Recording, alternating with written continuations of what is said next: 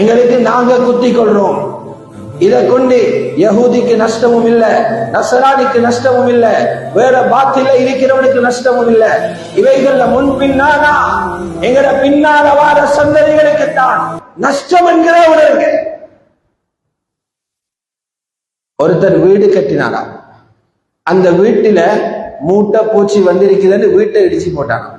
புத்திசாலித்தனமா இல்லை. அது போல வேலையை நாங்க செஞ்சிடக்கூடாது. வீட்டுல மூட்டை பூச்சி இருக்குதுன்னா மூட்டை பூச்சிக்கு மருந்து அடிக்கணும். எவ்வளவு கோடி காசு போகுது ஒரு வீட்டை கட்டுறதுக்கு. அதுக்குள்ள மூட்டை பூச்சி வருகிறது, அதுக்காக பில்டிங் உடைச்சி போட்டா எவ்வளவு பெரிய மடத்தனம்.